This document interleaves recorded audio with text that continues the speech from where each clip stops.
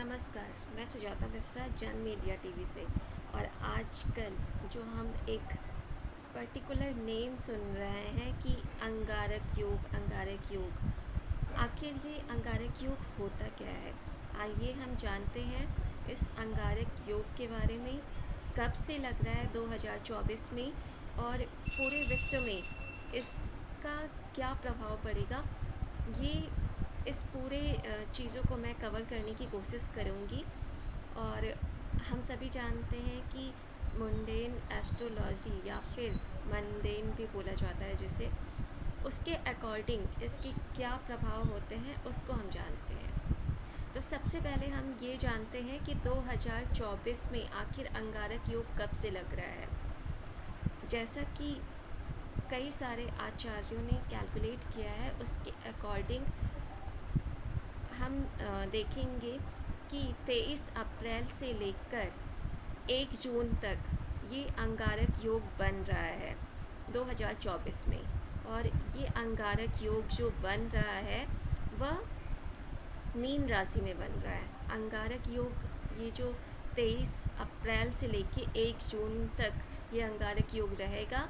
और इस अंगारक योग में माना जाता है कि जब मंगल और राहु का कंजक्शन होता है उसी को कहा जाता है अंगारक योग। राहु, जैसा कि हम सभी जानते हैं कि राहु भ्रमित करने वाला प्लैनेट माना जाता है, या ये भी कह सकते हैं कि इसे क्रूर ग्रह माना जाता है।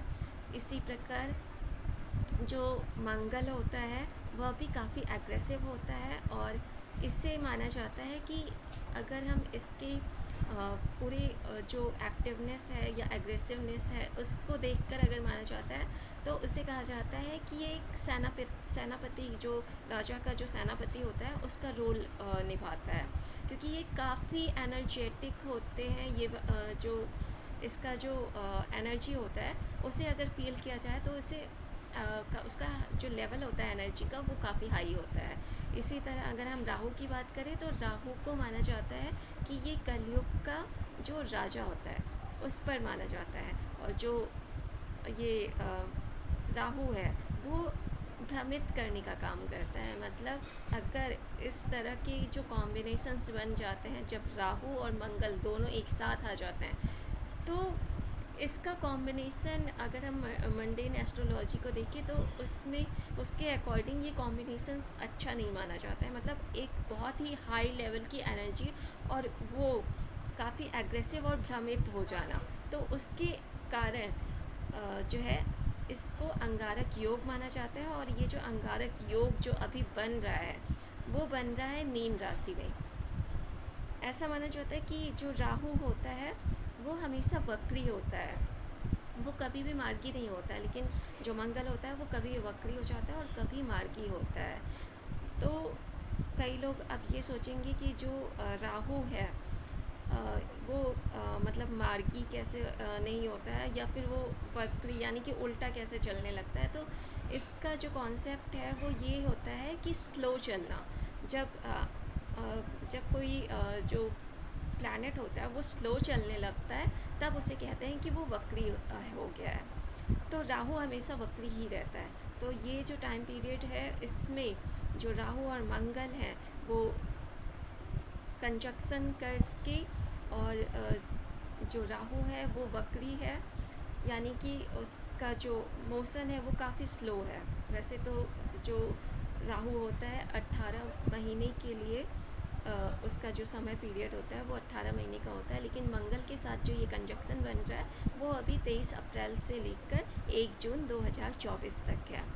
तो जैसा कि मैंने सभी को आपको पहले ही बता दिया कि इन दोनों का जो कॉम्बिनेशन होगा लोगों में एग्रेसिव जो होते हैं उसको हाई लेवल तक ले जाएगा। और इसी तरह अगर राहु की बात करें तो वो भ्रमित करेगा, यानी कि इन दोनों का जब कॉम्बिनेशन होगा तो वो पूरे विश्व में जो लोग हैं उनको बहुत ही एग्रेसिव कर देगा। और मंगल जब काफ़ी ज़्यादा राहु के साथ एग्रेसिव होगा तो वो वायलेंस की तरफ भी इशारा करता है। बहुत सारे ऐसे चीज़ें हैं जो अगर देखी जाए तो ये जो टाइम पीरियड होगा वो काफ़ी वायलेंस वाला होगा।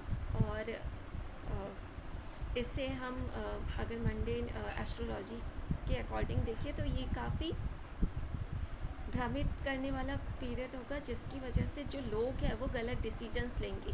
तो ये सभी के लिए, सभी ये ऐसा नहीं है कि सिर्फ भारत में ही होगा, ये हर जगह पूरे विश्व के लिए लागू हो गया और होगा। और हर किसी से ये अपील है कि इस समय में काफ़ी शांत होकर जो भी आप डिसीजंस ले रहे हैं उसको काफ़ी शांति से और एकदम सोच समझ कर लेना चाहिए। और योग और ध्यान अगर आप करते हैं तो ये काफ़ी बेनिफिशियल होगा इस टाइम पीरियड में।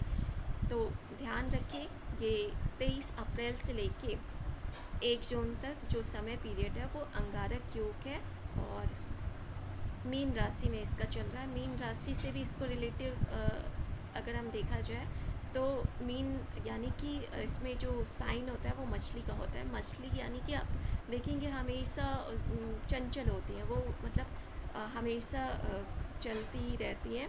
और इसकी वजह से इसका जो मीन राशि का देखा जाता है, जब भी कोई प्लैनेट उसमें गोचर करता है यानी कि उथल पुथल को दर्शाता है।